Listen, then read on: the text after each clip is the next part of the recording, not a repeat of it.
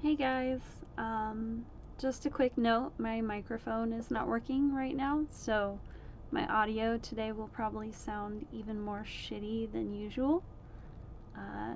Sorry. Hello and welcome to my channel where I discuss scary and or disturbing books. That's it. Anyway, here are a few books I read in the month of June. The first book I read was called Snuff by Chuck Palahniuk. I swear I think this is the last book of his that I'm actually reading right now. I think this one is the last one from him on the list. And then his name will stop coming up so much. I promise. I'm just going to read the summary to you because you'll see.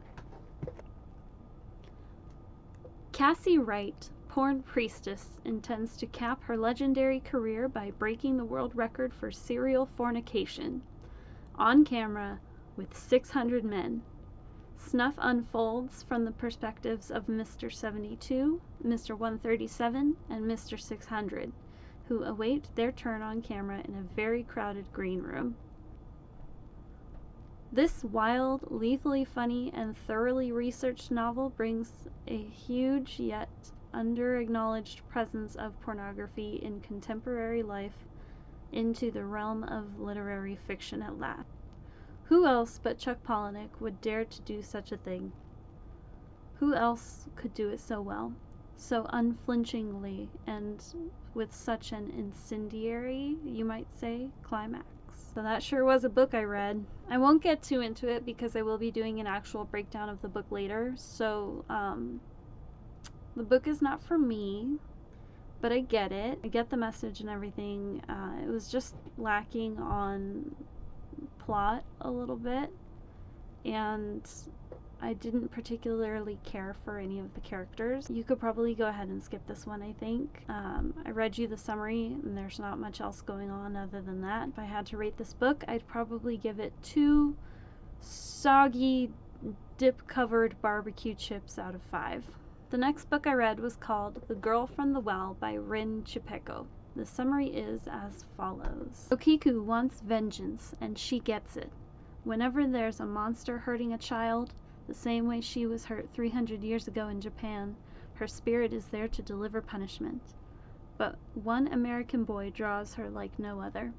The two are pulled into a world of eerie doll rituals and dark Shinto exorcisms that will take them from the American Midwest to the remote valleys and shrines of Aomori, Japan.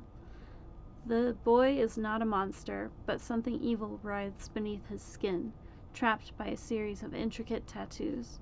Can Okiku protect him, or is her presence only bringing more harm? I rather liked this book. I thought it was a cute little ghost story. An easy read, but there are some legitimately scary moments, and I love Japanese folklore, so I quite enjoyed my time reading this story. I would recommend it.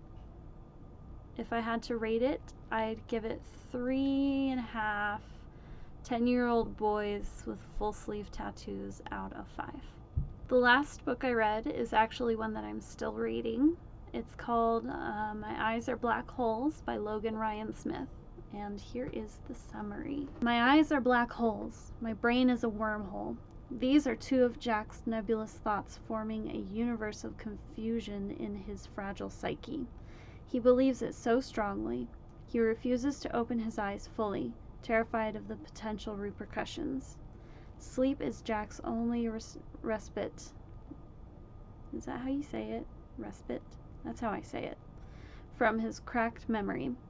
It's the only respite from reality and nightmare, both of which are interchangeable as Jack is forced to leave his bed and wander the mysterious mansion on Chicago's Logan Boulevard where he's been housebound, both by choice and by fear of the outside world.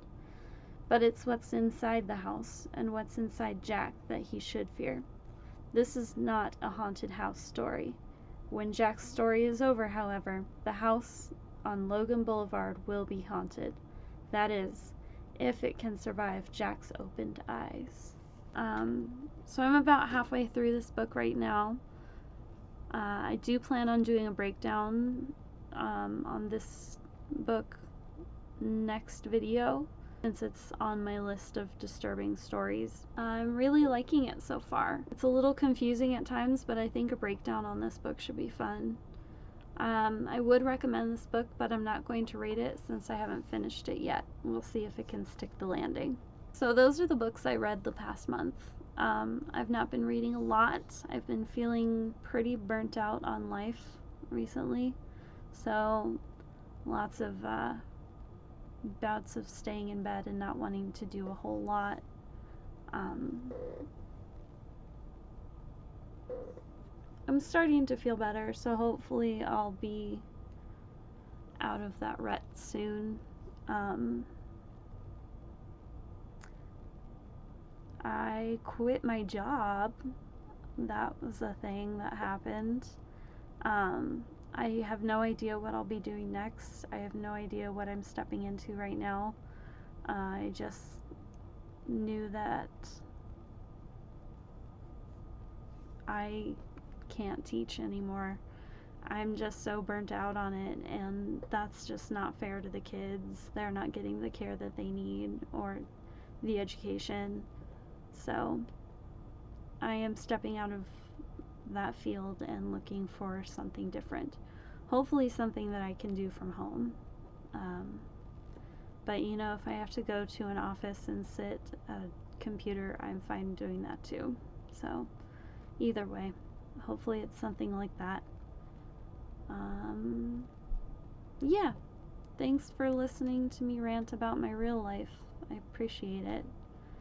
It's nice to just be able to talk since I don't have anybody to really talk to about it in person. But I have you guys, and that's pretty good. So thank you again if you made it this far into the video. I know it's a pretty short one, so hopefully, you know, it was at least a little bit entertaining for you. Next week I will be doing the breakdown on My Eyes Are Black Holes, and that's about it. I guess I'll talk to you guys the next time. Bye.